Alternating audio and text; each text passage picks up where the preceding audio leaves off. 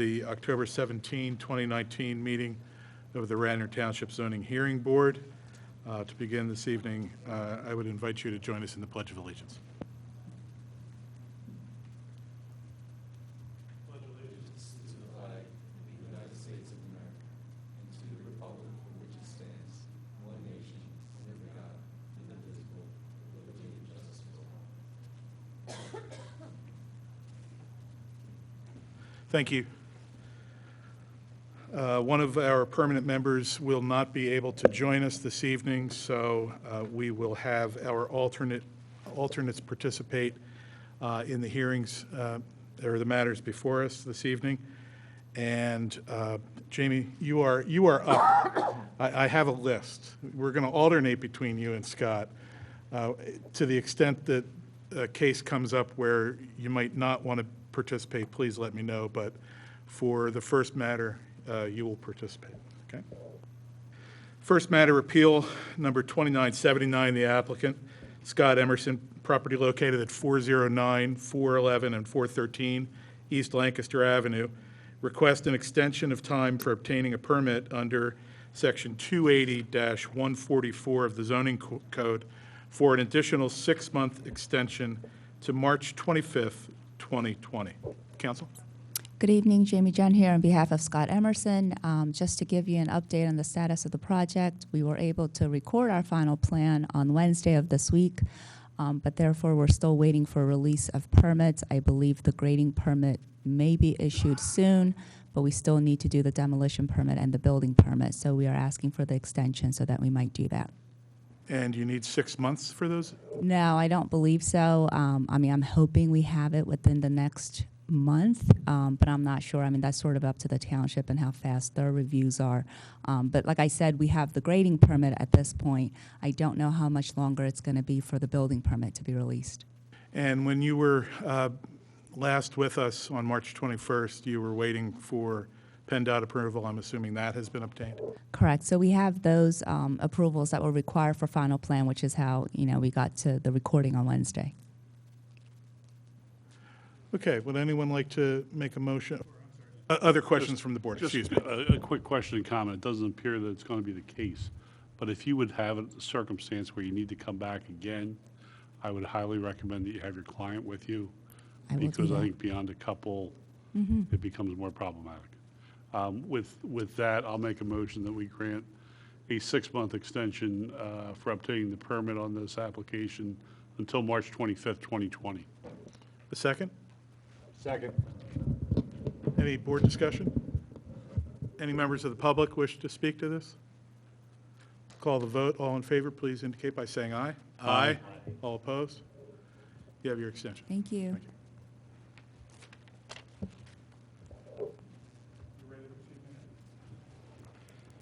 you. The next matter is appeal number 3046. The applicant, Glenbrook Avenue Investors LLC, property located at 812 and 814 Glenbrook Avenue in Zone C1 Commercial. Applicant seeks permission to add an additional apartment to its previously approved 2-unit apartment building. The building is non-conforming in its front and side yard setbacks. Applicant intends to raise the existing building, which has been damaged by casualty, and reconstruct it in its same location and dimensions. Applicant requests a special exception under Section 280-101A1 and/or Section 280-101A2 of the zoning code to expand an existing nonconforming use, a modification of previously granted relief, or a variance pursuant to Section 280-47 of the code. Applicant further requests such other relief as required in accordance with the plans and exhibits presented to the Zoning Hearing Board. Counsel? Thank you. Nick Cornelia, representing the applicant. It's not as complicated as it sounds, so it's just Sorry, it's not as complicated as it sounds. Yeah, I'm sorry. Sorry. Bill reminds me, as Chair Emeritus, that I forgot to say. Scott, Jamie, are you okay to vote on the next matter? Yeah. Okay, so Scott, you'll be participating and voting on this matter. Thank you. Sorry, Nick. Thank you. You've seen this plan previously, and just to go over quickly what it is, This is an area you may recall on Glenbrook Avenue, close to the corner by Bryn Mawr Hospital. Here's County Line. Glenbrook comes in and joins County Line here. The Wawa, the Bryn Mawr Wawa is over in this location. Bryn Mawr Hospital's over here. There were originally there were four buildings on this site. These three buildings currently existed, and the old, I guess it was the Bryn Mawr Thrift Building back here. It predated zoning, or was right around 1930 when zoning first came into play in Radnor. It did already have residential units on the site. The application was to add residential units. The first application was actually add several more residential units, plus keep the commercial. The second application actually came in, which was approved, and it called for removing of the thrift shop, which was a commercial building of about 17,000 square feet, add additional parking to accommodate the request for the apartments in the front three buildings.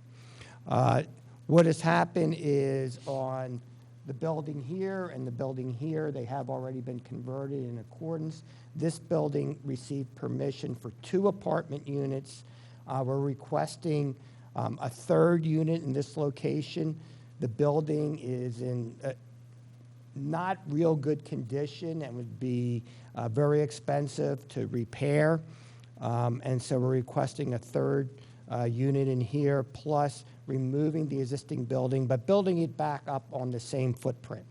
And Nick, remind the board, the prior relief was granted approximately 4 years ago, is that correct? It was. This building has always had 2 residential units in it. They just haven't, they've been fitted out. The old units have been fitted out. They're not in good condition. Are there tenants in it? There are no tenants in here. The building's empty. So that's the whole purpose of this, is to reconvert this building and to convert it into a presentable building as these 2 buildings currently are. We have some photographs that will show you of the insides of these. They're very nice. So what we're requesting, originally there was 10 units and 17,639 square feet of commercial space on this site. The relief granted 14 units, so a little bit less than 50% of the nonconformity. We're requesting 50% of the nonconformity, the old nonconformity, to increase it from 10 apartment units to 15 apartment units. Still no commercial on the site, and be consistent with the prior zoning relief, except for the fact that we're asking for 1 additional unit in this building.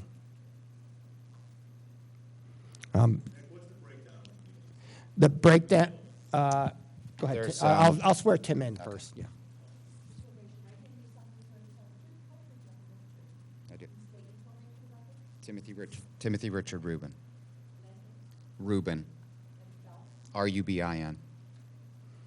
And Tim, what's your relationship to the applicant? Managing member of the ownership entity. Currently, in the 2 buildings that you've already reconverted, how many units are in each of those buildings? There are 6 and 6, and the original approval was for a total of 14. It was 6, 6, 2. And so what you're requesting is 1 additional unit Correct. in this location here. Correct. Just to go forward with the application, marked as A2 is the deed to the property, and that is the existing deed to the property. Yes. Right. And A3 is just a copy of the old Radnor Township zoning code, which indicates this was a business district back in 1928. And actually, in the business district, it permitted residential uses, both single-family, 2-family, and multiple dwelling units in the business district. Probably the new zoning code around 1965 took that out and took all residential units out of the commercial business areas, except for what we have in Wayne, in the Wayne Business Overlay District. So actually the code, I think, is somewhat outdated, actually removed residential from commercial districts, and we see now with town centers and things of that nature that it's very desirable to have a mix of commercial and business. But this would be all residential. There is a business here, an existing restaurant, Tim, right? Correct. It was formerly Biga, and now it's Bodega. And then across the street is the Wawa. Wawa is across Bryn Mawr Avenue, yes. All right, and on the other, behind you, behind the site, what is located? You have the R100 line, and then you have an office building on the other side of it that's owned by Ken Gross. Okay, and then on the western side of the site? Is SEPTA R100 station, and then a municipal lot. Okay, and across the street, what is located across the street? A mixture of some commercial and mostly residential. We've referred to the prior zoning applications, and I marked that as A4, which was an application that actually were denied the relief that you're requesting, and then A5, which actually granted the relief that we discussed here this evening. Okay, correct. Right? And showing you A6, and we've already discussed A6, and as we mentioned, you're proposing to have one additional unit in this location, right? Correct. And you're intending to raise that building. And is there a reason why that building's being raised? There's several reasons. We've had architects and structural engineers through the building. Unlike these two buildings, which we've already redeveloped, this building is all wood. These two buildings were block. And these buildings, I can't get into a whole lot of detailed knowledge of the history, but suffice it to say, for many decades before we ever came along, these were vacant. And so this building, being wood structure, has, over the decades, taken on a lot of water damage and is completely structurally unsound. And it's also, in terms of its layout, its current configuration, it's obviously not ADA. It's not, it's got no accessibility for disabled people. It's probably got mold issues. There's just a laundry list. Probably another one that would be top of the list is just, in terms of the market, having a general idea of what's market in terms of layouts and just overall configurations of apartment units. This building right now, the way it's configured, is just not conducive to creating two market rate apartments in it. I'm going to show you. I'm sorry, Go ahead. if I could ask a question. Sure. The conditions you described for the property, the structure that we're talking about this Right. evening, was that property in the same condition when you were before us 4 years ago? Yeah, my guess, again, I can't say with any certainty at what point it became in a complete state of disrepair, but it was probably decades before. So then it's also safe to say that when you took ownership of the property, it was in that same condition? That's correct. It's safe to say that, yes. Thank you. And actually, we have some photographs that we'll hand up. You did engage a structural engineer to do an analysis of the building, Correct, Cagley Harmon. and I've marked their opinion as A9, Yes. correct? Correct. And to read could you just read perhaps the last paragraph of that? This is from D. Kirk Harmon. Last paragraph states, in my professional opinion, the condition of this structure is such that proper renovation and repair to a safe condition in conformance with current building code requirements would be cost prohibitive. The most viable option would be to demolish the existing structure and replace it with new construction. I'm going to show you what I've marked as A10, and the board does not have a copy of these, and I'll hand them out. And as I'm handing them out, if you can tell the board what A10 represents, and in particular, why don't we start? Well, okay, we already pulled that one out. What that represents, when that photograph was taken, why don't we start with that? So I'm showing you what's been marked as A10. Sure.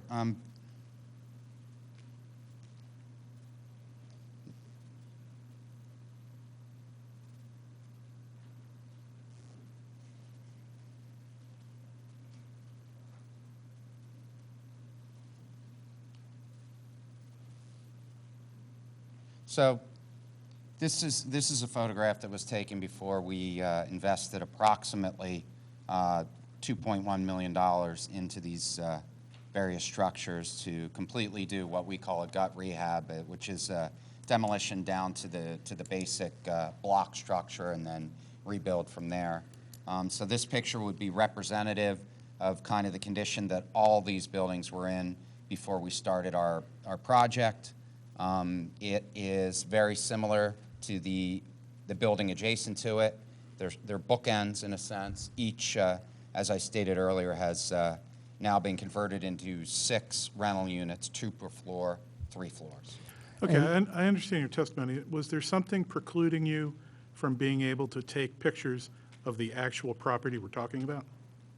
Precluding, no, we have pictures of that. Okay. It's still in the Oh, same yeah, we have it, condition. yeah. No, I'm just curious. Oh, yeah. These are nice photos, but they're No, not we- terribly relevant. True. We have photos. Just of- showing, the only reason that we're introducing them is to show what they look like and the work that he's done to renovate them, and showing that it's very nice work, which will be consistent with this building as well. So I'll run through. Actually, the other one that I marked is A11. We'll go A11 and A12, because A11 is the other building that's already been renovated, and then A12 is the actual building that we're talking about here. Right. So So that's A11 not really relevant. It's just the before picture. This is the relevant building, and that is the current condition. And as you'll notice, this building, in terms of the look and the layout and the configuration, is different than the other 2 buildings, different in terms of the way the materials used to construct it, and different in the appearance.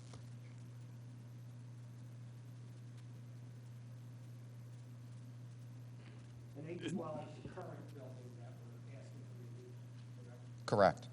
In A12, that first floor structure that comes out to the road, and then there's the 2-floor structure behind it, is it straight through? And I mean, can you just, It's on different grades, but it is straight through. And it's an odd layout, and I can't explain exactly why, over the years, okay. it ended up this way.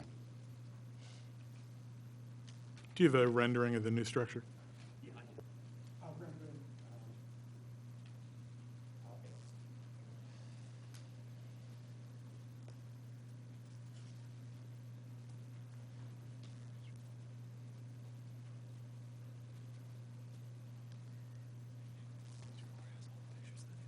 Okay.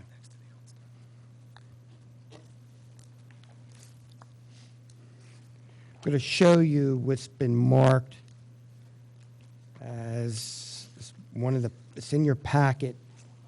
It's a photograph, it's an aerial view of the site and the existing buildings and what they look like. For example, the 2 bottom ones are the ones that have been renovated. And then the last page are photographs of the existing building. Or not the last page, I guess it's the, yeah. This page right here shows you the finished product. Yeah, but you got to Correct. talk into the mic. So, on the building, Don't? Okay. the building that you were intending to renovate, or you, if granted here this evening, you will raise, will it be consistent with the other 2 buildings that we're looking at in the top 2 corners? It'll be consistent in the sense that it's a competitive market, as you all know, and it'll be first class, as these were. I can't say that it's going to look exactly the same because it's just a different configuration entirely, but it would certainly be first class quality product. How many square feet approximately are in the existing structure which is proposed to be demolished? And how many square feet are proposed in the replacement structure? To date, we've only done a sketch plan. I can tell you that the difference between what's there now and what we would do would be negligible. It's approximately the same thing. If anything, it would probably be a slight bit smaller because you're going to end up with 3 units, and currently this is built and constructed for 2 units above and a large piece of commercial at the grade level. So let me ask counsel to perhaps answer. In the application, you indicate applicant intends to raise the existing building and reconstruct in the same location and dimensions. Same location's easy because it's on this parcel. What do you mean by the same dimensions, and how do we know it'll be the I same was- dimensions? When I referenced that, I was referring to the footprint of the building. The square footage, you know, I know they're going to put a garage in there for additional parking. So there could be an increase in the square footage, the gross square, if you No, I count the don't think garage. so. I don't think so. I think you're correct that the dimensions that you referred to were the dimensions of the footprint of the building. What might also be relevant is going back several years when we were in here, the limiting factor in that particular round of approvals was parking, if you may recall. And we were required, whether it was a one-bedroom or two-bedroom unit, to do 2 parking spaces per unit. And we originally had a layout that would allow for us to have constructed more things, but when we took into account how we had to lay out the parking and space the parking and create islands and things like that, we ended up with 29 parking spaces. And that's how we ended up with 14 units, because we had 2 per, 1 extra. So really, the idea, Nick had referenced the additional parking space, and that's, when you get right to bedrock, that was the differentiation between the 14 and the 15, or the 14 and the commercial. Now, the 2 existing buildings, there's 6 units per. Correct. Now, can you give me are they, those 2 buildings, are they Yes. the same in terms of the mix of units? Are they all 2 bedrooms, certain number 3, certain number 2? They're almost identical, and of the 12 units, 9 are 2-bedroom units and 3 are 1-bedroom units. And do you know what's anticipated in your new space? Likely would be 2-bedroom units. Since we're limited to only 3, I think that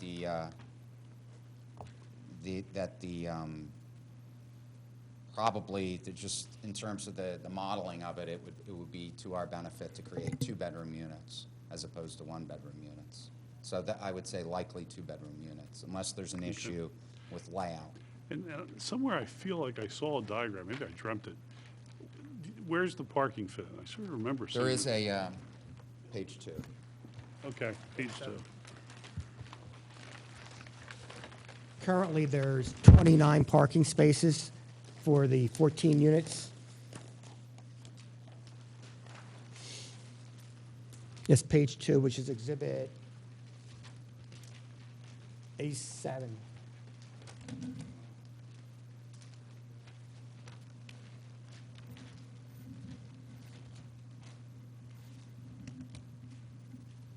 And it says proposed. So it'll be off the road, 2 spaces at street level, Correct. and then the balance of the building above. Right there now, is that public parking? What is in front of the building now in terms of parking, no parking, whatever? It's actually an odd layout if you know that area. There's no parking, there's no metered parking, but there's an area where you could pull in and pull out. And I think it was a remnant of when you changed the geometry of Glenbrook. I just have a quick question. There's a note for 214 Bryn Mawr Avenue. Is 214 Bryn Mawr Avenue, is that the that was the parking old, lot? that was the old thrift shop that's now the parking lot. We consolidated the lots. Yeah, that's torn down. Correct. I just want to be clear that the reason you're coming to do or appealing to get 3 units and 2s because after you did your due diligence, you found out that the building has to be demolished because it's just structurally inferior. So that's why you now have to go from 2 to 3? No. The reason is actually, not to bore you with a lot of irrelevant history here, but we had a long process the first time we went through the zoning relief process. And we were limited by the parking. At the end of the day, and this was the very, very latter part of what really was a couple of years of a process, as I mentioned earlier, when we laid in the handicap spaces and the islands, we came up a couple parking spaces short, so we just agreed to create however many units we were able to park, which was 14. But our original intent was always to do more units and even some commercial. So the request for the relief has really nothing to do with the current condition of the building. It's just a request to be able to build an additional unit. So the thought process was that we could just come back and get a relief after we finish it all, kind of Well, thing. the honest, transparent answer is that we had spent so much time through this multi-year process, that no fault. It just was a difficult corner to work, and at that point in time, we could have either done this then, or we said, you know what, we'll get these two buildings, which are attractive, they're block buildings, let's get them done. And we'll deal with this later because we have co-investors, we have lenders, we need to get this project going. And that's the honest answer. We just wanted to get going. As Tim said, as I mentioned, there was 10 units here initially. We could have expanded it to 15 units, which is 50% of the nonconformity by special exception. We were limited by the parking, and by the time we put the islands in and everything of that nature, we could only park for 14. Now, what Tim has decided to do with this instance is add additional parking underneath the building that would make the entire site still compliant. So really what we're doing is adding one unit and adding the requisite parking to kind of pull us up to where we should have been in the beginning, which was 50% of the nonconformity, which was 15. Correct. If we had this design a couple of years ago, we would have done it then. It's just a new idea. We did not think of it then, to have the parking within the structure.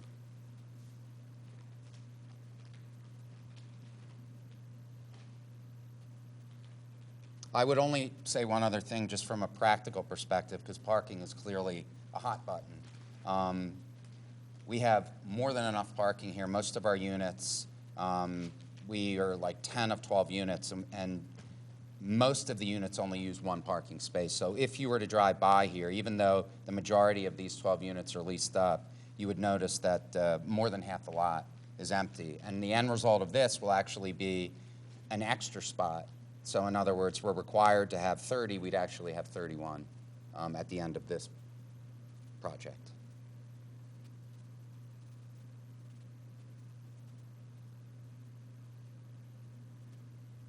So if you only do the 2 units, are you going to still demolish the building or just rehab it?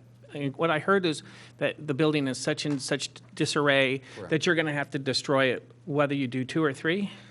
Yeah, I mean, the idea is just that now that we've moved on from these 2 buildings that are now complete, we turned our focus to this building.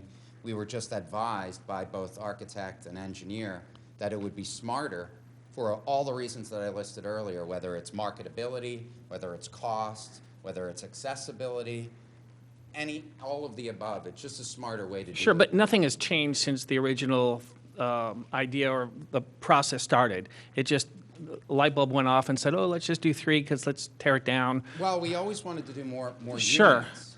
We always wanted to do as many units as we could do here. The only thing that changed is the idea, we were limited at that time to 14 units because we had 29 surface parking spaces, and we did not think of putting parking within the structure, or we would have gone for more. Again, it's the 14 units that are approved now were over a 2-year process, kind of the culmination of, we started out wanting to redevelop the whole corner and raise everything there and do 75, 80 units and do a modern building, and we just worked our way down to what we could do essentially based on, it came down to parking count. And so this is not a new idea, and the condition of the building, we would have figured it out a couple of years ago if we had started work on it, but we knew that we had always hoped that we'd come up with a solution to get another couple units if possible. Sure, but either way, the building's coming down. That would be our hope. Sure. We could salvage it. it would cost more. But at the end of the day, just from a common sense business perspective, there's nothing unique about that building. You can see by the look of it, it's kind of an eyesore. It's wood, it's not block or stone, and it's not really conducive to, we're in, not that you care, and it's certainly not relevant, but it is a highly competitive market with Villanova and all their 1,100 beds, and there's much more vacancy now, and you've got to be on your game a little more now than say this time last year. So for all of those reasons, it just made sense to tear it down. We don't have to. It just seemed like the common sense thing to do. Yeah, just the grant that was denied, just for background, it proposed 20 units and keeping the thrift shop for office or for commercial. And eventually we came up with the plan that you see here this evening regarding it. And the relief granted on that plan, because it was just granted, doesn't really specify special exception, or I don't believe it does, as to what the relief was, although I always assumed it was in the nature of a special exception since we were not increasing by more than 50%. Matter of fact, it does say special exception on A5. Can I ask you a question? Sure. Are there any sketches or any renderings of what this will look like in terms of what the parking will look like underneath? Do you have anything you can show us? We don't, only because we were advised at this stage that a sketch would suffice, but that's why we made a point of bringing in the photographs of the finished product, and knowing that we own these two buildings and we own this building here, and given what we've done there and our commitment to the corner, we've invested all told probably $2.5 million to take what was definitely a corner in disrepair and really improve it. We're committed to do the right thing, but no, we didn't do any plans yet. And confirming the other buildings do not have parking underneath them, correct? Correct, they don't. So could you give some just brief details of how, I mean, are we looking at a beach house where it's raised on pillars and the parking is visible from the street, or is it not visible from the street? I think it's visible because that's the way you would access it off of Glenbrook. Okay. But I think that we'd come up with a layout where you would enter the units at grade behind the parking, and then you would build probably another level above that. And you believe you would not exceed the height restriction? I'm certain I wouldn't. Certain. you. Yes.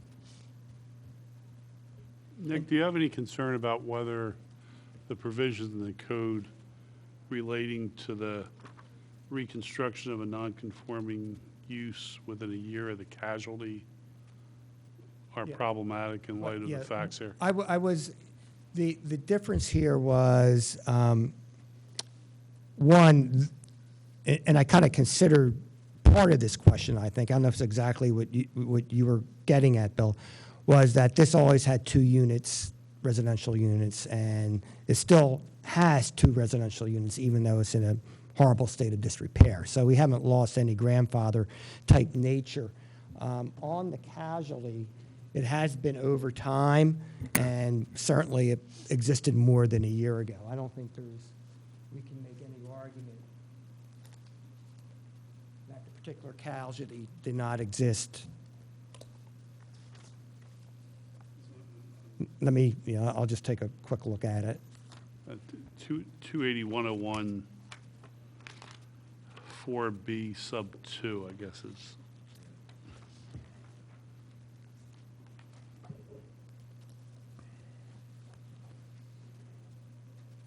Yeah, obviously, it's referring to a fire type of situation, but, we are using the casualty. I think the provision here really, the reason for the 1 year in the code is you don't have a burned-out building, and it sits there for a year being a burned-out building.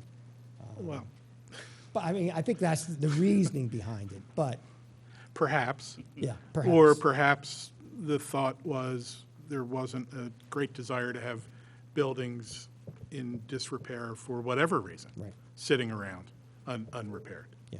And the testimony here is this building has been in this condition for at least 5 years. Probably 40 years. And let's get a little bit into, because as we know, there now under Hirschberg, there is a cost factor. And Tim, have you discussed and looked into the cost of rehabbing this building as opposed to raising it and constructing a new building? Yeah, we have. Could you tell the board hold your mic up so people can hear? It's difficult to make that pencil. We've spent a lot of money. We've learned a lot along the way. I'd like to say I'm a genius and I knew exactly how this thing was going to end up, but when you deal with older structures and you demolish, you find in our business surprises at every turn.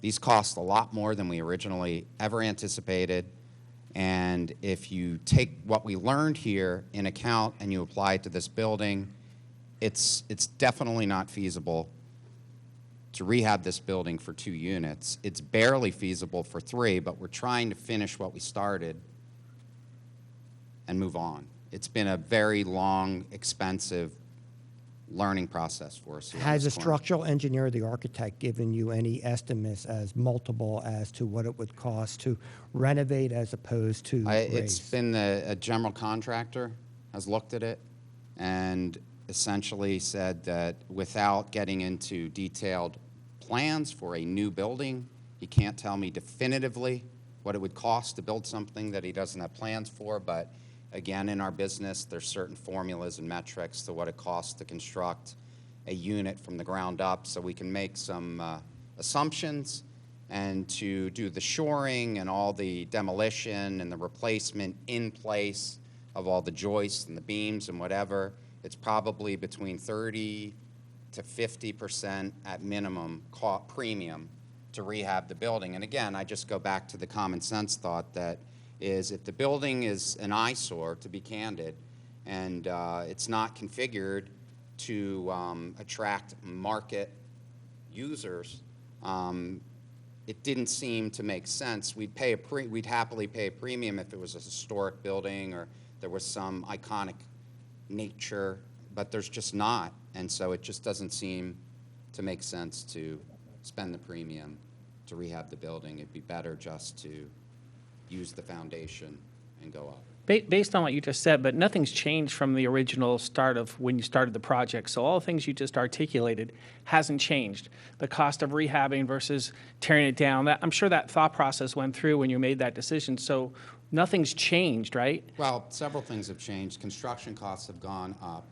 We now have rehabbed 2 units that we didn't before, so now we know what to expect in this unit. We had no idea. We had cost overruns. We finished the project at virtually no return, and so there's actually been a lot that's changed. But you would have known that going into contingencies, or there's some point of I have to figure out it's going to cost me more, cost overrides. Plus, doing your due diligence, you had said the 2 buildings were cinder block, where this one was wood. You would have Right. done that due diligence when you had decided to embark on the project, right?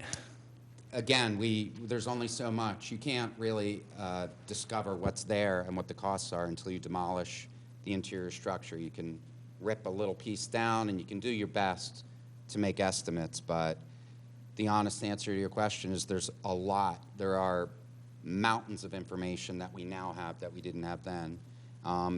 Probably the most important is the actual cost of our project. What we spent to improve those 2 buildings was a lot more than we originally anticipated.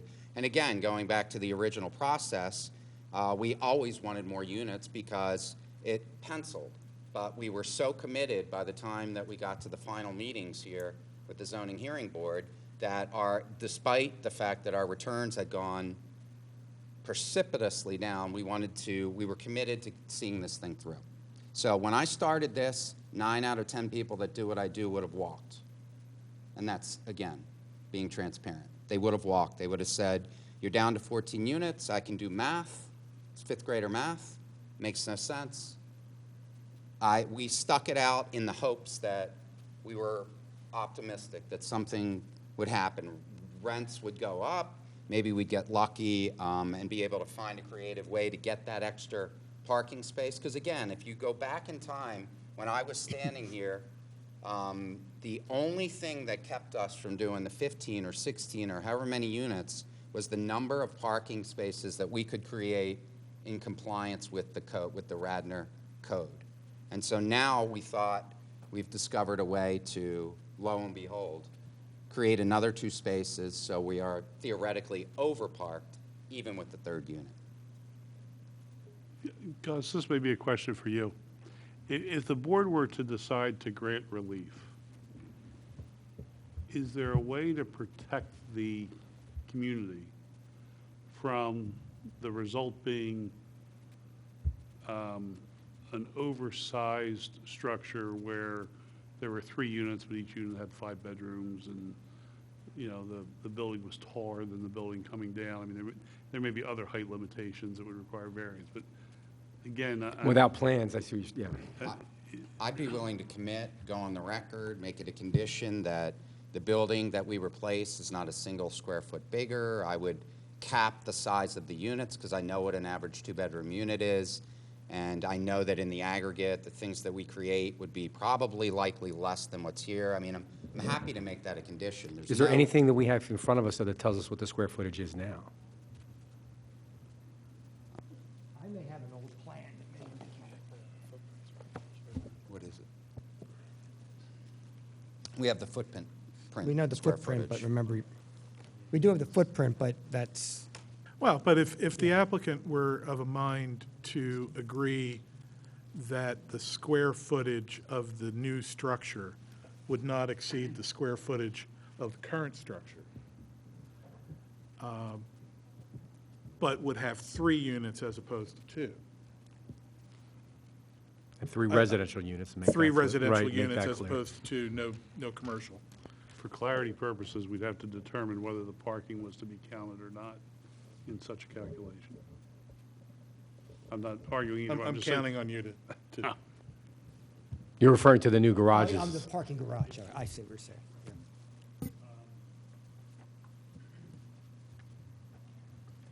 Yeah, the problem is, in the absence of plans, we're approving a concept, or we might be approving relief for a concept as opposed to a proposed plan.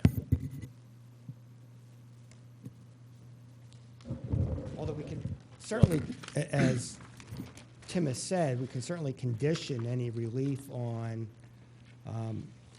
limiting the size of the building to no more than what currently Or if we make it exists. less. Gross- It's yeah. not, the building is oversized for what I want to do. We could easily get more than 3 units in here. I mean, I can be extremely flexible because there, again, there was no other agenda or motive to try and sneak something bigger or, I think this, Well, it's I can agree to it's any not cap. sneaking, you have to ask us for it, so well, you're not okay, but sneaking. I'm just saying that I'm happy to cap it, limit it, whatever you want.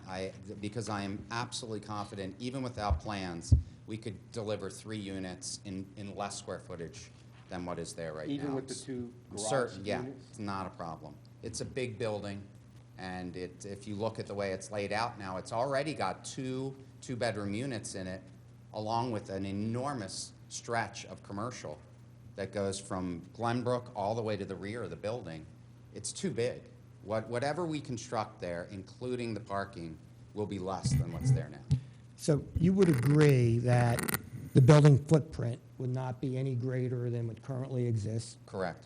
You would also agree that the gross square footage, gross floor area of what you're proposing will not be any greater than the gross floor area of what exists there Correct. now? Yes. And certainly, as part of the building permit application, he would have to submit those numbers to the township for approval, because it will be a condition Right. of your approval.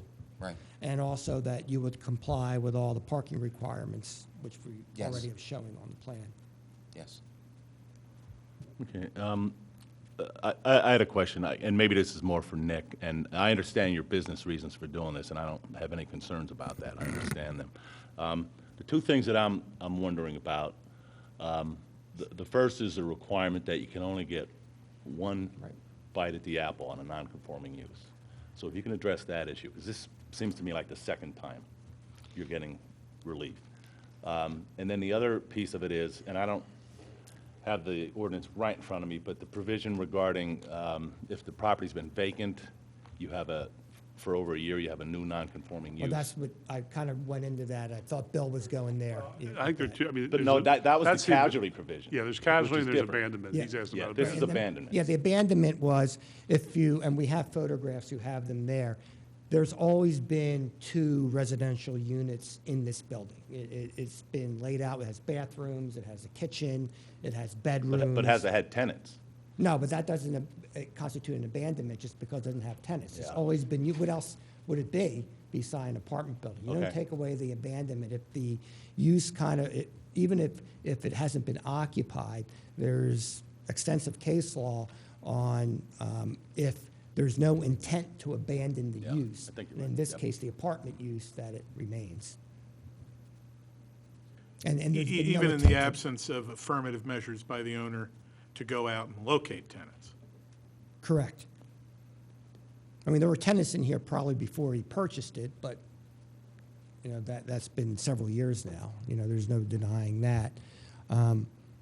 But there's never been intent to abandon the apartment use. As I said, the apartments basically still exist in the building. The prior owners, or combination of owners, for whatever reason, decided that they had no intention to rent those units. So when we went into these units during due diligence, there were literal menus and newspapers from, best we could gather, the last tenants that left this space were in the mid-1970s, based on newspapers and posters on the wall. It was mothballed space.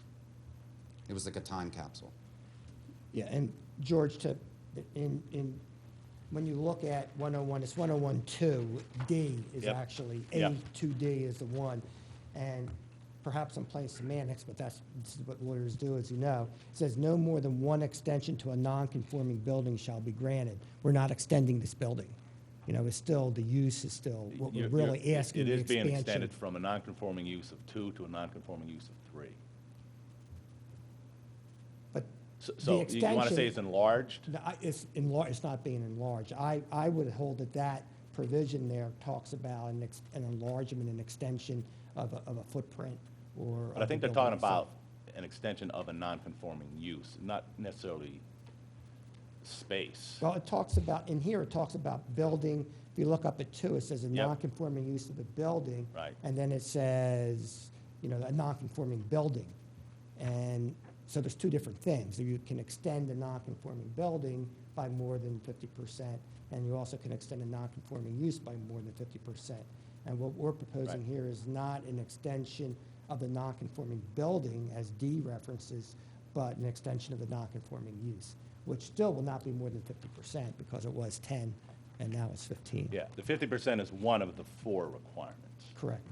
and I'm talking about the 4th requirement. Yeah, that because B says, You can only get one change. well, again, I would argue that would be for an extension. All right, No so more than the one distinction is, extension. this is an extension to a non-conforming building as opposed to an extension to a non-conforming use of a building. This is an extension of a non-conforming use of the building. This Yeah. provision Right. refers to I a had that not, yeah, backwards. Yeah. Okay. to an extension of a non-conforming building.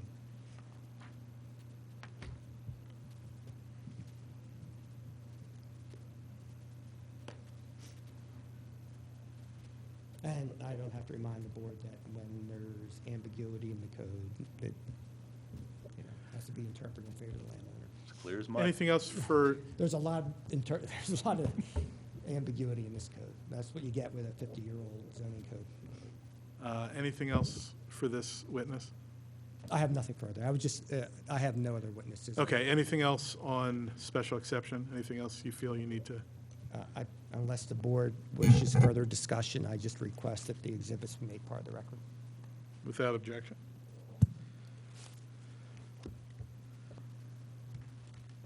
Okay, would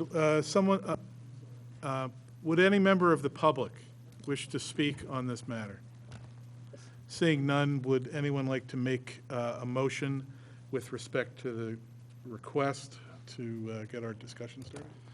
I'll make a motion to grant a special exception to permit the expansion of the prior two-unit building to become a three-unit building with the limitation that the structure proposed to replace the existing damaged building be required to be on the same footprint as the existing building, and that the square footage of the new building, including parking, shall be no greater than the existing building. Second? I'll second. Discussion.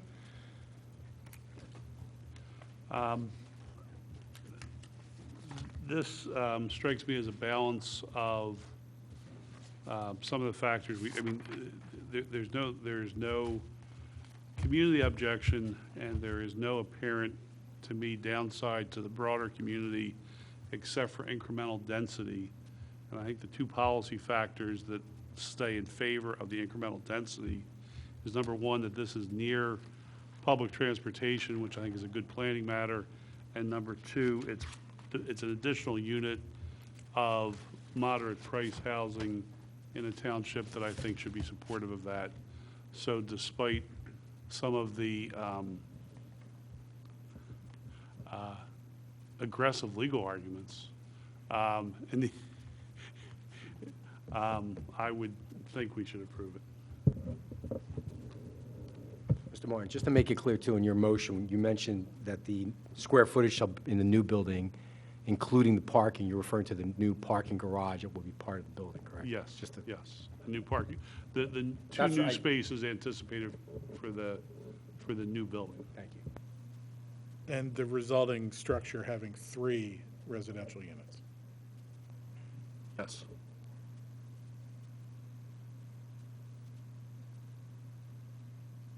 Any other discussion? All right, hearing none, call a vote. All in favor of Mr. Martin's motion to grant the special exception request by the applicant, please indicate by saying aye. Aye. All opposed? None? Aye. Oh, sorry. Excuse me. The vote is 4-1, and good luck with the next phase of the project. Thank you. Thank you very much.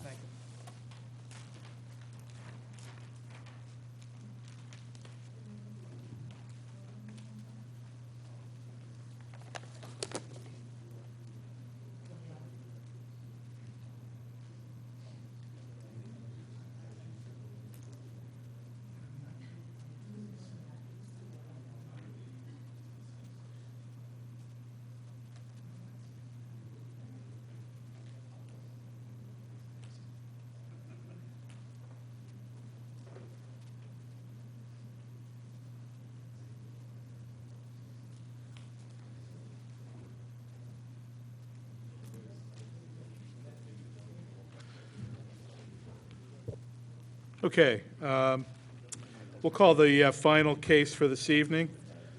This is appeal number 3049, the applicant Ryan Lovell and Amanda Edgar, property located at 33 Luella Court and zoned R4 residential.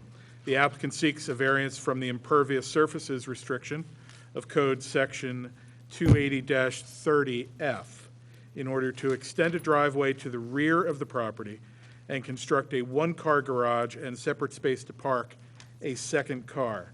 The additional paved area will cause an increase in impervious surface to 56.5%, exceeding the 40% authorized by code in the R4 district. Ms. Foreman, you will be participating in the vote of this matter. Council, good evening. Please proceed. Good evening, Mr. Chairman. Jim Greenfield for the applicants, Ryan and Amanda Lovell. The real problem here and the source of the hardship is that you have a non-conforming lot as to area. So the R4 requirement is 7,000 square feet. This lot only has 3,933 net square feet, so it's not close to being conforming. And in fact, the amount of impervious that we propose to wind up with on the property if it were located on a conforming lot, would be well under the 40% maximum allowed, and in fact would be less than 32%. But given the size of this lot, it comes out a lot higher than that.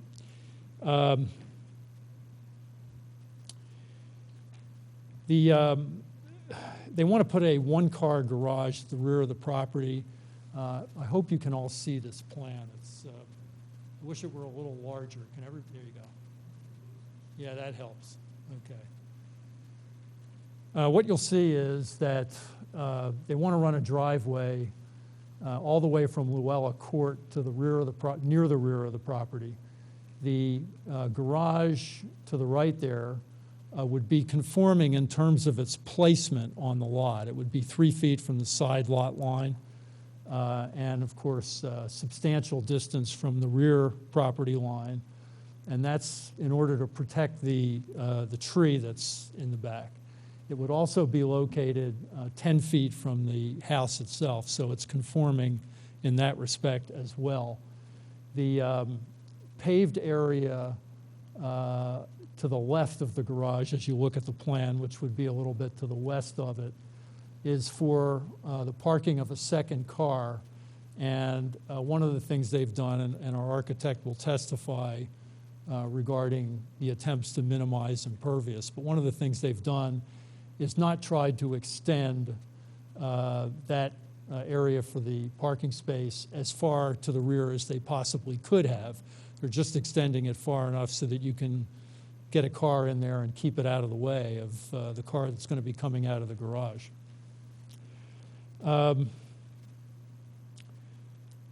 This proposal actually will correct 2 existing parking nonconformities on the property. The first is that under Section 280-103B1 of the code, you're required to have 2 spaces per dwelling unit. At this point, we only have 1. And then the second nonconformity is that under 280-105F, you're not allowed to have one of those parking spaces or more than one in the front yard setback or within 20 feet of the street right-of-way line. And the way the property is currently constituted, you have a pull-in area off Luella Court, which does not conform to that requirement of 280-105F.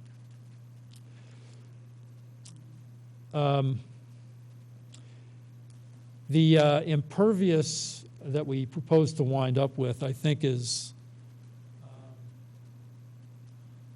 about roughly 2,200 square feet, but we're only going to be about 650 feet over the maximum that would otherwise be permitted by code, calculated against the net area of the lot. I guess our application package can be a board exhibit, so I'm assuming you want that marked as Board Exhibit 1. Yes, that would be great.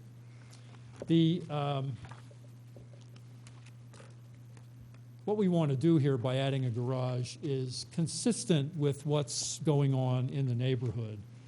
And I would ask that we mark as, I'd like the plan here to be Exhibit A1 by itself. For Exhibit A2, I want to pass up to the board That's the plan that was included in the packet that has already been identified, A1? Yes, but I'd like that to be a separate Okay, that's fine. exhibit. We call it A2? Yeah, I guess the application package would be B1, is that right, as a board exhibit? I think it's a tradition here, that would be applicant's 1. That's fine, Applicant one, okay. Then A2 would be, You want this separate as A2? yeah, A2 would be the plan separate, correct?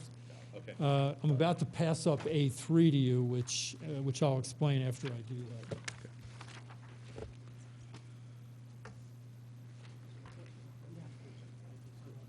That's fine. Make sure you get it.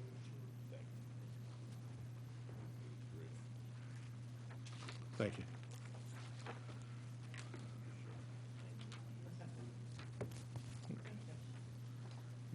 Need another one for the file. More than enough, Jim.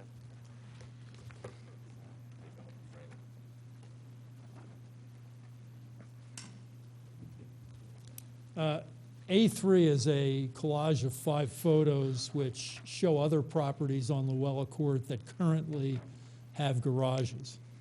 I don't think I have all of them. I think there are 6 properties on the street that currently have garages. A couple of those have 2-car garages. So it's an accessory structure that some of the properties on the street have and some do not.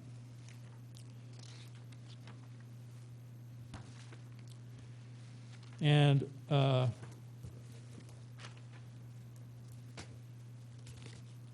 A4,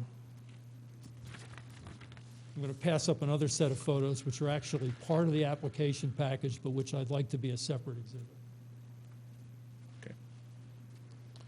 All right.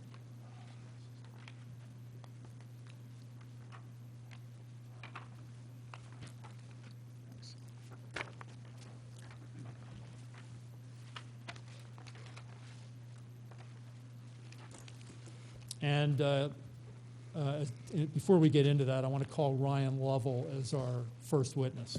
Okay.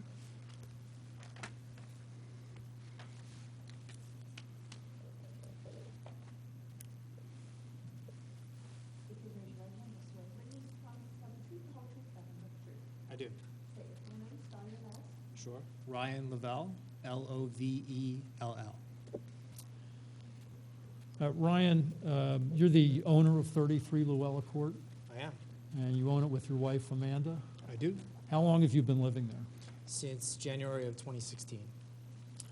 Let me show you exhibit. Oh, sorry. Let me show you exhibit A4. And moving from top to bottom, can you please tell the board what those pictures show? So this is our home right here, 33 Luella Court. It's a twin. It's on the right side of the white dwelling in the center of the picture. All right, so the top photo is a street view of the property? That is correct. And what does the middle photo show?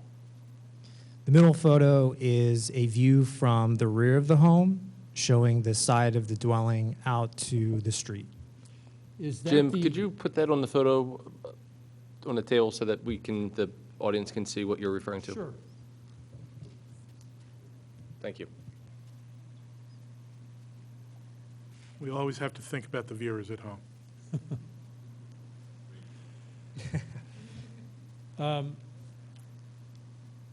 Ryan, if you look at looking at that middle photo on A4, is that the area of the property where you propose to put the garage? Yes, it is. And what's the bottom photo on A4 show? So this would be the rear of the home. There's a door that leads out to a garbage area where we keep our garbage cans. So this would be a view looking outside of the house, looking over to our neighbor's yard. So this is a view looking across the rear part of the property toward the area where you're going to put the garage. Exactly. So if you would look at the middle photo and you look at the right, a little bit left to where the bushes are, that would be the point of view that the bottom photo is viewing from. Ryan, quick question. On the top one, those hedges as between your property and your neighbors, are they shared? Are they yours? Are they your neighbor's property? I believe they're shared.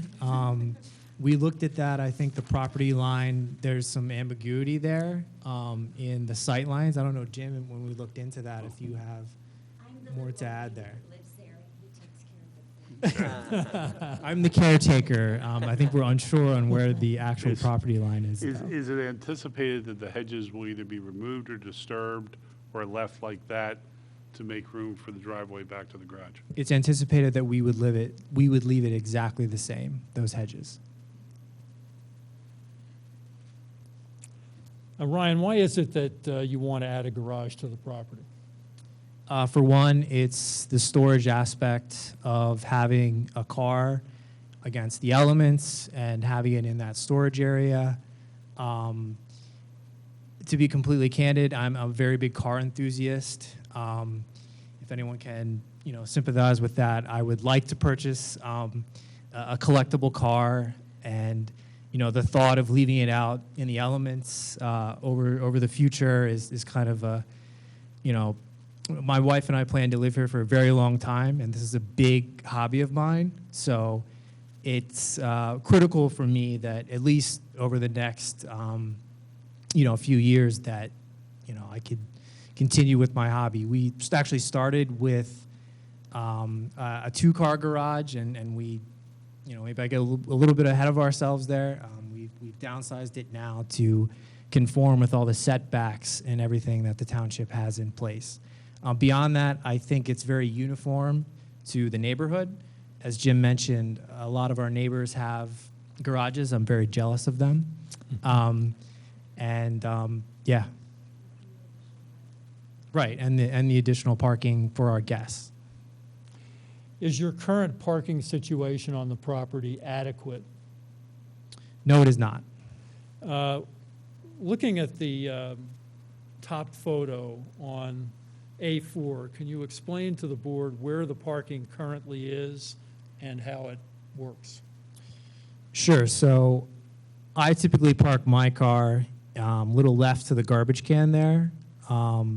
That is where my car goes. My wife has to park out in front of the house, in front of the walkway there, and it's very dangerous. So as we referenced the old photo before this, we live on a turn. It's a blind turn. We live in a very heavily trafficked area. The train station is right there. People typically are in a rush, and they get lost in our little neighborhood. And they take this turn very fast. And we have guests that will either park a little bit to the right of that in the street. We have a 4-year-old niece that visits a lot. There's a risk in getting in and out of the vehicles on that turn. There isn't even enough space in the driveway for me to open my passenger door. So when the wife and I go out for dinner and we're taking my car, I have to reverse out into the street, open the door, and wait for her to get in the car as I'm watching the mirror and kind of bracing for impact. So there's been a few close calls with that, but that's some of the issues that we deal with the parking situation. Does the township permit parking on both sides of the street or just your side? Just one side, the right side, and it is permit parking, yes. It's permit parking? It is. Right. It is. We've had guests come in and actually get ticketed. Actually, Amanda got ticketed. And I live there. Yeah. Yes. Now, you've proposed a second space next to the garage. Why do you need that? The second space to the garage is really to give my wife Amanda or me that area to the right. So as Jim mentioned, when we park in the garage, we don't have to constantly shuffling cars. It also gives us more room for visitors, friends that are coming by, so they don't need to park on the street. They can utilize that space to park and come and visit. Well, they wouldn't be able to park on the street, and there's parking. You're not sworn in, so. Excuse me one second. Which is not to say that you're not telling the truth, but you're just not sworn. You're proposing to make an asphalt driveway? Yes. Okay. Has there been any consideration to using any other type of surface material? I think we talked about options, but I think for now the asphalt is, the goal. Are you referring specifically to a pervious pavement type of thing? That's my thought, yes. Have we, I can ask Carolyn about that when we get to it. I know it's something that we looked into, right? Yes. But it's, I know they're difficult to maintain and also substantially more expensive. I also should point out that currently you have no stormwater management on this property, and Carolyn, I think, is going to testify that there will be some stormwater management. That'll certainly, at worst, take care of the additional impervious and very likely improve existing conditions on the street. Let me pass up another photo, which we're going to mark as, I guess this will be A5.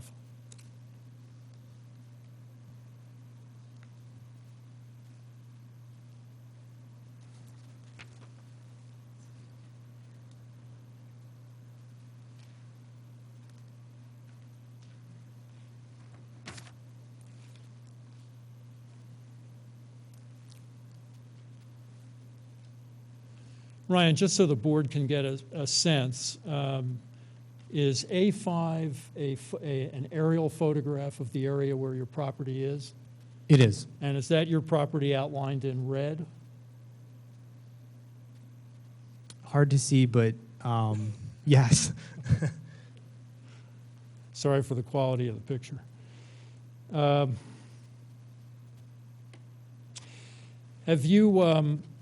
Have you met with the neighbors to ask what they think of your plan? I have. And have you shown them an actual copy of the plan? I have. It will make this A6.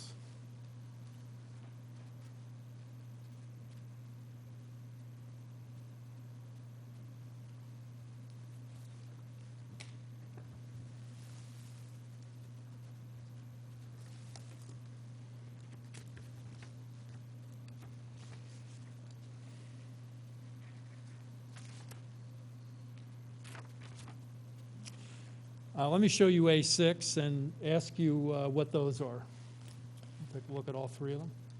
Sure. So these are Susan, who is actually here tonight. She is 2 houses over. And then my 2 direct neighbors. So Emilio, which is page 2. If you're looking at this, he would be the direct neighbor to the left of this diagram, aerial photo. And then Cindy, who's also here tonight, she would be the property to the right of the red outline on the aerial photograph.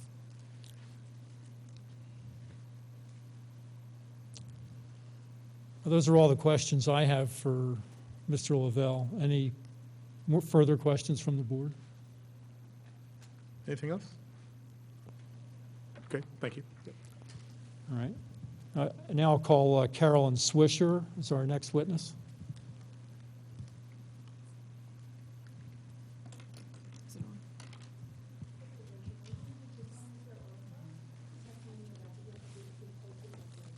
I do. Carolyn Swisher, Carolyn, last name Swisher.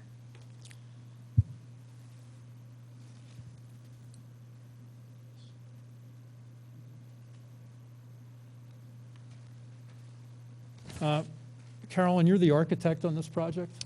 I'm an architect, yes. Yes. And is Exhibit A1 a plan that you put together? Yes. Can you describe the improvements that we're adding here with some dimensional detail? Sure. The current lot has a small parking right here that's dashed in. We would propose to remove that asphalt and then extend the driveway down, keeping the width of the driveway really the minimum that would be comfortable to drive a single car, so about 8 feet wide, until you get to the back section where it gets a little wider so that a second car could pull to the side. And as Jim mentioned, we don't pull all the way to the back, just enough to get the car safely to the side so that a single car can fit in that garage and back out. And the garage itself is, I believe, 12 feet by 21 feet outside dimensions. And this is really the only location that a single car garage will fit based on the side yard setback of 3 feet, the tree lines in the back, and then the distance from the house. So again, the garage is by right. It's the driveway access that is causing the impervious issues. Is what they want to do consistent with the neighborhood? Yes, absolutely. And I have the drawings if you want. the drawings? Yeah. Why don't we pull those out?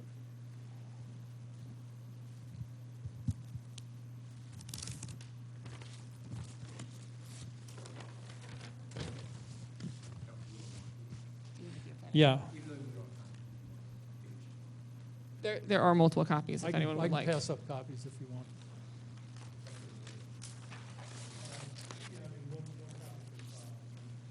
Okay.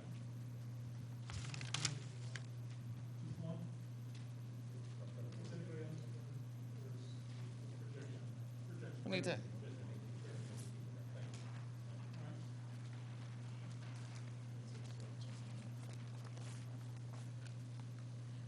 Is this A7?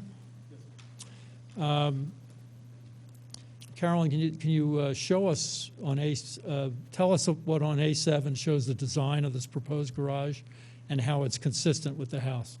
Sure, it's all new construction. Right now, the lot is pretty flat, so we're just proposing a single-car garage. You can see it's a little tight for the car, but we just wanted something that was big enough. It's close to get the door open.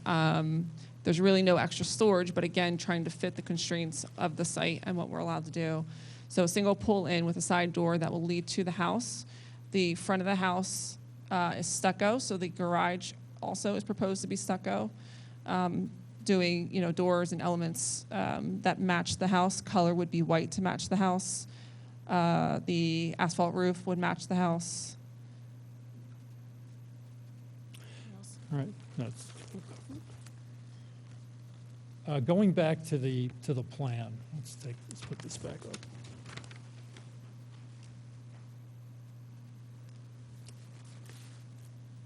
Can you tell us, please, with reference to the plan, what steps were taken to minimize the impervious coverage in the addition that's proposed? Well, initially, the owners, Ryan and Amanda, wanted a two-car garage. I told them right away I didn't think that was going to work.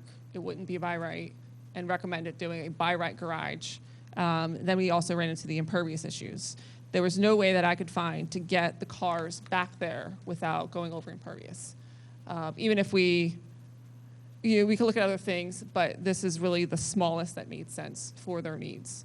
The garage, as I said, the parking drive-in is only 8 feet wide until it gets to the wider part. We took out some sidewalk to make space for it. We only have 1 foot overhangs. They'd like to do more, but we just don't have the space. And again, the width of the driveway going back is only going to be 8 feet near Luella Court? Yes, just enough for one car to get through. And what it does is it extends the existing asphalt that's there now. I should say it replaces, but it's the same width going straight back.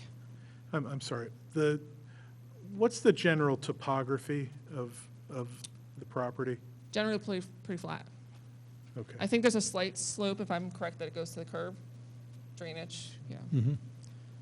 And then behind the property are the railroad tracks. There had been an earlier question about alternative surfaces. If you could address that. So there's a couple of things. One being that this is a more affordable option. First off, they limited budget for something like this. So that's a big issue. Alternative surfaces, I believe there's restrictions on how much you can count. Some townships, a deck is full impervious. So there's some of those limitations. But also, as Ryan mentioned, he's a car enthusiast, so we need a clean surface. Gravel doesn't quite work when you have nice cars, if you're dropping screws, things like that. So this is the most practical material for many of those reasons. And again, I'm trying to limit how much of that we had. And what are the plans for stormwater management insofar as you've determined to date? We'll need to probably hire someone to do a design for that. But at this point, when we're digging for the garage, the thought is that we could dig further to the side and put a pit in to handle the extra impervious that we need. So that would be just to the west of the garage? That would be the ideal location, yes. We do need to have that designed. Okay. No further questions. Just a quick question. Sure. So I understand you want to put the second car and have a safe place to pull out. And you were very modest in the size of your garage.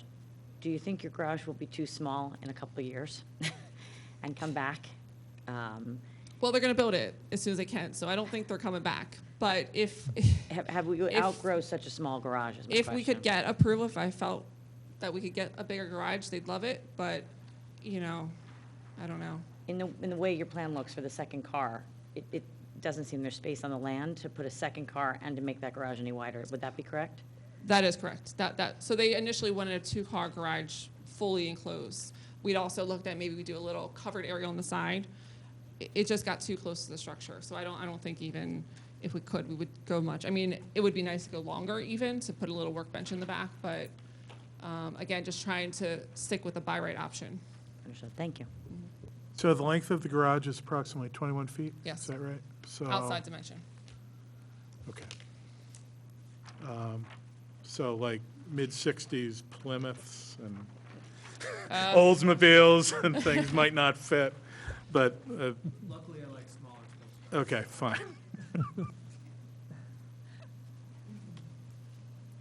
Any other questions for Carolyn? I guess really the one other question, I've looked at A7 and A2. A2 is the plan. And I've not seen anything that identifies where the paved area to the side of the new garage will end.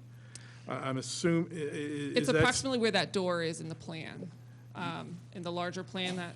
Oh, okay. It's as you walk out. So the door, again, it's small garage, trying to work with what we could, come out of the car right to the door. And then right outside the door is where the path would lead to the main house. And then her car, or the second car, would go right here, kind of squeeze in there. Okay, so then the paved area to the left of the new garage will not project further than the. Approximately at the door. At the door. Right. Okay. Again, you know, in a great situation, you have full parking here, but that causes other issues like blocking that pathway and even more impervious. Okay. Any other questions from the board? Okay.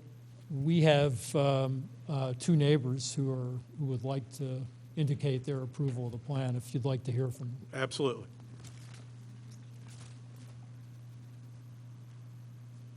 Thank you. Oh, do I have to? Excuse me. I do. Cynthia Munger, Cynthia Munger. Okay. I just want to say I'm the neighbor that is, as you're facing the house. Jim, why don't you pull the plan out so we can A2, make if we reference? could Yeah, put and let me A2 show back you. up. Yeah. Because there are a couple things, okay. It would probably be the second one, that had the picture of the house, the picture. This is all right. Yeah, I can point. I'm where the language is, right here. And the shrub that you were talking about goes up here, but it's wouldn't be a hindrance at all. If you look at Amanda and Ryan's house, what they have done is just incredible. And what they've done to the drive-up appeal. And from my perspective, I like the thought of appreciation of the real estate, and you would like the thought of appreciation of the taxes. And I can tell you that moving the cars off the street has another big factor to all of us, especially those of us that live on that curve. And that's when snowplow comes. And little by little, we're seeing cars, hopefully, we can get two in these properties, because it is just a mess when they block in the cars that are forced to be outside. Plus, it becomes even less safe. I have a driveway that's very similar to theirs on my far right, so that with a little hook. I don't have a garage, but I've been approved to build one, a 2-car garage. My property's bigger, but I haven't done that yet. But I have that double park, and it's really, really beneficial all the way around. And the bottom line is, I think it would enhance the property, and it would give a chance to see all that beautiful work they've done when you walk by, instead of, it's not that I don't like your car, but I like your walkway better.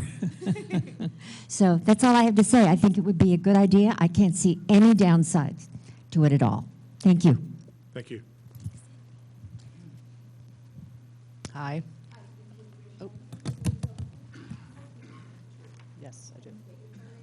Susan Byrne, SUSANBYRNE. Okay. I'm at 37 Llewellyn Court, which is 2 properties closer to the Wayne Hotel than this. Am I not? Oh, there you go. I'm 37 Llewellyn Court, which is 2 properties closer to the Wayne Hotel than this. I've been there for almost 20 years. In answer to the question about the impervious surface, as I understand it, I was very involved with the development of Llewellyn Mansion, George, you remember? And yes, and unless things have changed, gravel's considered to be impervious, stones are considered to be impervious, everything's considered to be impervious. Other than those open blocks, if you did those, that would be fine. So they're limited in their choices, in addition to the maintenance and upkeep and all that kind of stuff. So I'm in favor of this plan because we, in anticipation of development across the street, we investigated 15 years ago the possibility of changing our zoning to be more suitable from R5 to R4, which would, decrease the likelihood of, I'm getting nervous talking here, of greater density. And they just happen to have the hardship that's caused by that. Also, with the development across the street, coming around the court is really kind of taking your life into your hands at this stage. So on the southeastern side of it, it's very elevated, and people come banging around there so fast. And with Amanda's car out there, it's a safety issue, both for the car and for the children that live on the street, those of us that walk our dogs, all that kind of stuff. So this would improve that a lot. I happen to have a 2-car garage, which I don't ever use, other than for tools and wood and things like that. But it was done a long time ago, so I could rent it to you, perhaps. But yes, there you go. Good for me too. Yeah. So I'm in favor of it. I think years ago, Wayne was the wild, wild west, and people did pretty much anything they wanted to do. And now they don't for obvious reasons, but I don't think it's going to kill anybody to have that little space back there. I really don't. And it's not going to really be that visible from the street. So. Thank you. Thank you. Thank you.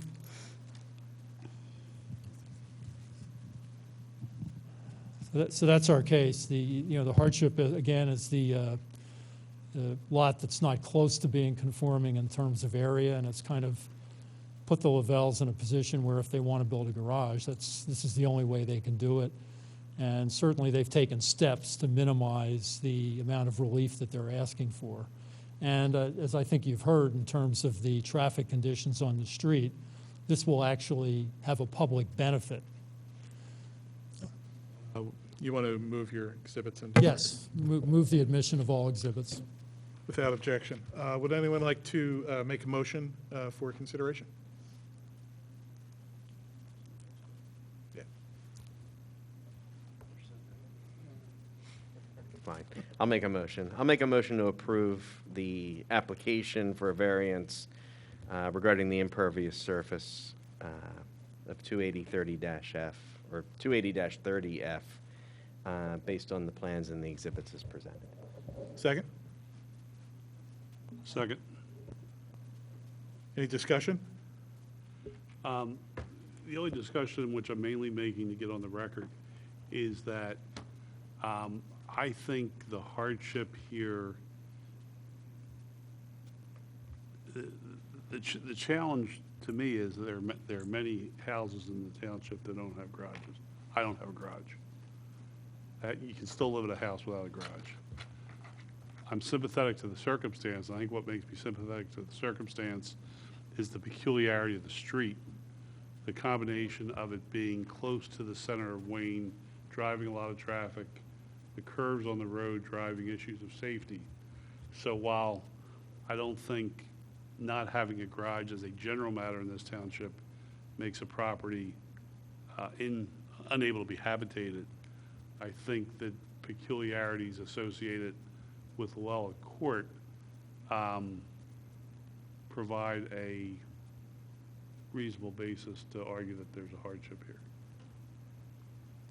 Yeah, and also in the context of there being supportive property owners on both sides of the subject property, and the testimony that's been entered with respect to getting cars off that street and off that bend. I think that's beneficial as well. If there's no other I would just agree with you that I think, should give a lot of weight to that factor, the fact that we're getting cars off that street. They're correct, there's a lot of traffic there, and it's not a good situation, so. Okay, let's call the vote. All in favor of the motion to grant the relief as requested, please indicate by saying aye. Aye. All opposed? There being none, the relief is granted. Good luck with the project. Thank you. And we are adjourned for October.